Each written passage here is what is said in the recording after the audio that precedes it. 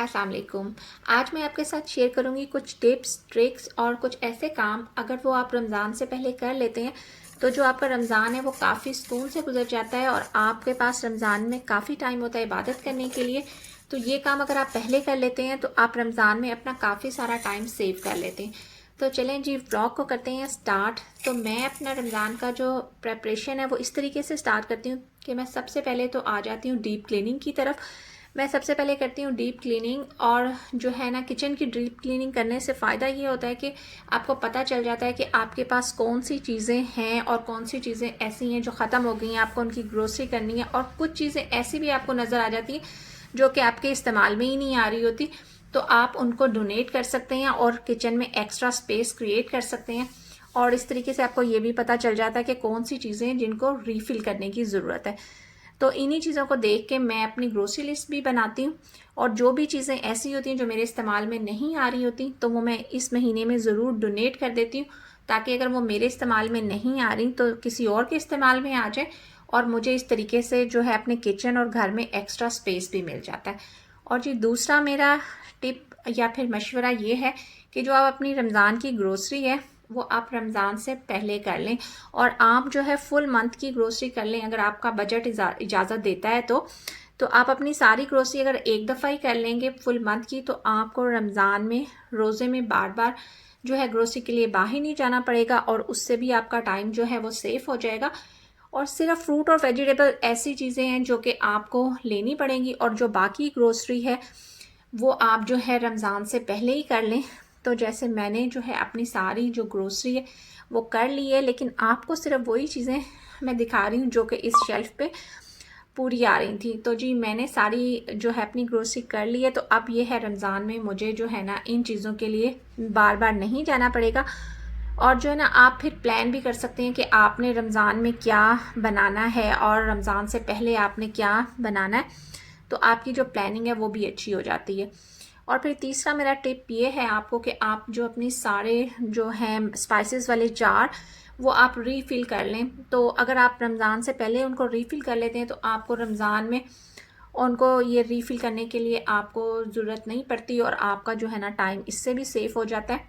और ये काम करने के लिए मुझे कोई ख़ास एफ़र्ट भी नहीं करनी पड़ती, और मैं इस तरीके से अपने किचन को ऑर्गेनाइज़ करती हूँ कि वो स्पाइसेस जिनकी मुझे रमज़ान में ज़्यादा ज़रूरत पड़नी है उनको मैं आगे की तरफ रख देती हूँ, और जो दूसरे स्पाइसेस होते हैं उनको मैं पीछे कर देती हूँ। इस तरीके से मैं अपनी कैबिनेट्स को ऑर्गेनाइज़ कर लेती हूँ। और अब हम स्टार्ट करते हैं कुछ रेसिपीज़ जिनकी हमें रमज़ान में नहीं बल्कि आम दिनों में भी ज़रूरत होती है। यहाँ मैं बना रही हूँ गरम मसाला पाउडर, और उसके लिए मैंने ले ली हैं इलायची, काली मिर्च और सौंफ, और साथ में मैंने ले ली है दालचीनी। दालचीनी की बड़ी बड़ी स्टिक्स थी तो मैंने उनको तोड़ के, ये जो टेबल स्पून मेरे हाथ में है तो मैंने 2 टेबल स्पून जो है दालचीनी ले ली है। और तोड़ देने से फ़ायदा ये होता है कि ये ग्राइंड करने में आसान हो जाती है। और 3 टेबल स्पून मैंने धनिया ले लिया है, 2 टेबल स्पून मैंने ये बे लीव्स ले लिए हैं, और जो है 2 टेबल स्पून ही मैंने जो है ज़ीरा ले लिया है। और इन सब चीज़ों को आपने कर लेना है हल्का सा रोस्ट। तो आपने जब लगे आपको कि आपका पैन गरम हो गया है, तो पैन गरम होने के बाद आपने जस्ट 1 से 2 मिनट आपने इसको ड्राई रोस्ट करना है। जो ही आपको लगे कि आपके जो है स्पाइसेस में से अच्छी सी खुशबू आना शुरू हो गई है, आपने इसको चूल्हे से अलग कर लेना है। आपने इसको ज़्यादा नहीं पकाना, नहीं तो जो ये आपके मसाले हैं ये जल जाएंगे और जो फ़ायदे की बजाय आपको हो जाएगा नुकसान। आपने मैक्सिमम इसको 2 मिनट बहुत लो फ्लेम पे आपने जैसे इसको ड्राई रोस्ट करना है। और ड्राई रोस्ट करने से फ़ायदा ये होता है कि इसका मॉइस्चर जो है वो ड्राई हो जाता है, और आप देखेंगे ये कितने जो हैं मसाले जो हैं वो क्रिस्पी हो गए हैं, और जो ग्राइंड करने में ना बहुत आसानी हो जाती है। तो आप जब इसे ग्राइंड करते हैं तो इसका बहुत ही अच्छा फ़ाइन पेस्ट बन जाता है बहुत जल्दी से, और इसमें एक बहुत अच्छी खुशबू भी आना शुरू हो जाती है। तो जी, हम इसको कर लेते हैं ग्राइंड। बस आपने इन सारे मसालों को ग्राइंडर में डाल के ग्राइंड कर लेना है, और फिर आपने इसे किसी एयर टाइट जार में भर के रख देना है। और आप ये देखें ये कितना जो है ज़बरदस्त सा जो है मसाला पीस गया है, और साथ में इतनी अच्छी खुशबू आ रही है कि ये तो जब आप ट्राई करेंगे तो आपको आइडिया होगा कि घर के पीसे हुए गरम मसाले में और जो आप मार्केट से लेके आते हैं कितना जो है उसमें डिफरेंस है। आप इसे एयर टाइट जार में डाल के अगर आप 6 मंथ तक भी आप इसको रखते हैं तो इसकी जो खुशबू है इसमें कोई भी फ़र्क नहीं आता। और जो ये रेसिपी है ये मुझे सोनिया फैसल ने कही थी बनाने के लिए। वो कह रही थी कि मैं उनको डिटेल रेसिपी दूं, तो आई होप उनको ये रेसिपी समझ आ गई होगी। और यहाँ पे जो है मैं बना रही हूँ अदरक लहसुन का पेस्ट। इसको बनाने के लिए मैंने जो है 200 ग्राम जो है वो जिंजर ले लिया था और 400 ग्राम मैंने इसके लिए गार्लिक लिया था। 2 टेबलस्पून ऑयल और 1 टेबलस्पून सॉल्ट डाल के तो मैंने इसको ग्राइंड कर लिया है। तो आपने इसको इतना ग्राइंड करना है कि इसका फ़ाइन पेस्ट बन जाए, और जब इसका फ़ाइन पेस्ट बन जाए तो आप इसे किसी एयर टाइट बॉटल में डाल के तो आप इसको अपने फ्रिज में रख लें। तो ये आप 3 महीने तक जो ये आपका जिंजर गार्लिक का पेस्ट है ये ना तो ग्रीन होगा ना ही ख़राब होगा, और ये आप इसको आराम से यूज़ कर सकते हैं। बस सिर्फ इसके लिए कंडीशन इतनी सी है कि आपने इसमें कभी भी जो है ना वेट स्पून जो है वो नहीं डालना, अदरवाइज़ जो है ये जिंजर गार्लिक का पेस्ट है वो बिल्कुल भी ख़राब नहीं होता। साथ में मैंने जो कुछ जो है इसके क्यूब्स बना लिए हैं, और जो ये क्यूब्स हैं ये तो आप 6 मंथ तक भी यूज़ कर सकते हैं। आप मेरे चैनल पे जिंजर गार्लिक पेस्ट की डिटेल रेसिपी भी देख सकते हैं। यहाँ पे मैं बना रही हूँ धनिया और पुदीने की चटनी, जिसके लिए मैंने 2 बंच जो थे वो धनिए के ले लिए थे और 1 बंच जो है वो मैंने पुदीने का ले लिया था। 6 जो है मैंने इसमें ग्रीन चिलीज ऐड कर दी हैं, 5 गार्लिक जो क्लोव्स होते हैं वो डाल दिए हैं, 1 टेबलस्पून जो है मैंने ज़ीरा डाल दिया है और हाफ़ टी स्पून जो है ना वो मैं नमक डाल रही हूँ। साथ में मैंने 2 टेबलस्पून जो है वो लेमन जूस ऐड कर दिया, और यहाँ पे मैं जो ठंडा चिल्ड वाटर होता है वो डाल रही हूँ इसको ब्लेंड करने के लिए। और ये आपने थोड़ा ही डालना है, आपने पानी जो है वो इसमें ज़्यादा बिल्कुल नहीं डालना। और ठंडा पानी और जो लेमन जूस है वो इसका जो ग्रीन कलर है उसको रिटेन रखने में मदद करेगा। क्योंकि पानी मैंने सिर्फ 3 टेबलस्पून यूज़ किया है, तो आपको इसे 1-2 बार खोल के मिक्स करना पड़ेगा और उसके बाद आपको इसको चलाना पड़ेगा। तो फिर जो है आपकी जो ये चटनी है बहुत अच्छे तरीके से ब्लेंड हो जाएगी। और उसके बाद आप इसको आइस ट्रे में डाल के तो आप इसको फ्रीज़ कर लें, और फ्रीज़ करने के बाद जब ये अच्छे तरीके से फ्रीज़ हो जाए तो आप जो है इसे निकाल लें और किसी एयर टाइट जार में डाल के रख दें। नहीं तो आप जो है ज़िप लॉक बैग ले लें और उसमें आप डाल के रख लें, और जब आपका दिल चाहे तो आप इसको यूज़ करें। और अगर आप इसे लिक्विड फॉर्म में यूज़ करना चाहते हैं तो आप इसको जब आपको यूज़ करनी हो तो आप उससे 2-3 घंटे पहले निकाल के उसको फ्रीज़र की बजाय फ्रिज में रख दें, और उससे जो है ना आपकी चटनी का कलर ग्रीन ही रहेगा और जो चटनी है वो मेल्ट हो जाएगी, और आपने जिस तरीके से भी उसको यूज़ करना है आप यूज़ कर लें। और यहाँ देखें कि जो ये चटनी के क्यूब्स हैं वो बिल्कुल बन के रेडी हो गए हैं, और इनका देखें कितना खूबसूरत ग्रीन कलर आया है। और जो ये जो चटनी है इसका कलर बिल्कुल ख़राब नहीं होता जब अगर आप इसको इस तरीके से फ्रीज़र में रख दें। और जी यहाँ पे मैं बना रही हूँ इमली की चटनी। उसके लिए मैंने 300 ग्राम इमली ली थी और उसमें मैंने डाल दिए हैं 2 कप गर्म पानी, यानी 500 ml मैंने इसमें पानी डाल दिया है, और पानी डाल के मैंने इसे 1 आवर के लिए सोक कर दिया था। और यहाँ देखें 1 घंटा हो चुका हुआ है और जो इमली है वो काफ़ी जो है वो सॉफ्ट हो गई हुई है।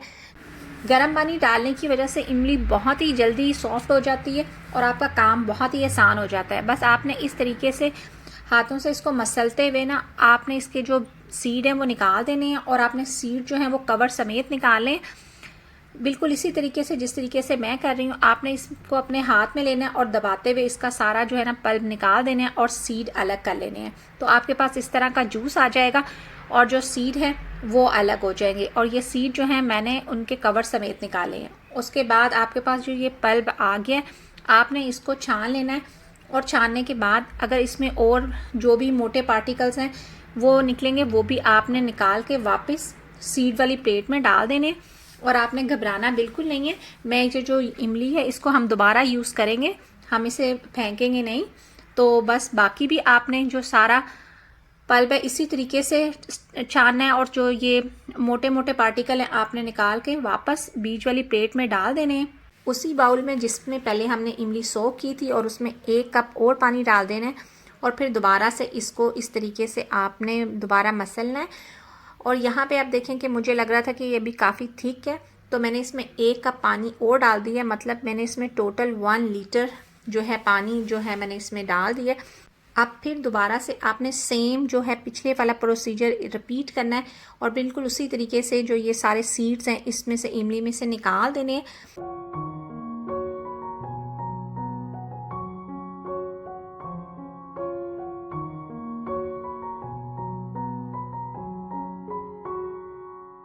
और बस फिर आपने इस तरीके से ये निकाल के तो आपने इनको डिस्कार्ड कर देना है। आप अगर आपको लगे कि अभी भी जो है इसके अंदर मज़ीद जूस बाकी है तो आप यही प्रोसीजर एक बार फिर रिपीट कर सकते हैं, लेकिन जो है मुझे लग रहा था कि जो मेरे पास जो इमली है इसमें मज़ीद कुछ नहीं बचा, निकालने के लिए, इसलिए तो मैं इसको कर रही हूँ डिस्कार्ड। और जो ये हमारे पास जूस आ गया है तो इसको मैंने रख देना है चूल्हे पे और जी हमने अब इसको पकाना है और इसकी कुकिंग स्टार्ट करनी है। 2 मिनट इसको पकाने के बाद मैं इसमें ऐड कर रही हूँ गुड़। यहाँ पे मैंने 200 ग्राम गुड़ लिया है। आप गुड़ की जगह चीनी का भी यूज़ कर सकते हैं, बट गुड़ ज़रा हेल्दी ऑप्शन है और इसका फ्लेवर भी इमली की चटनी में अच्छा आता है, इसलिए मैं गुड़ ऐड कर रही हूँ। लेकिन ये आपकी अपनी चॉइस है, अगर आप चीनी ऐड करना चाहते हैं तो आप चीनी ऐड कर लें इसकी जगह।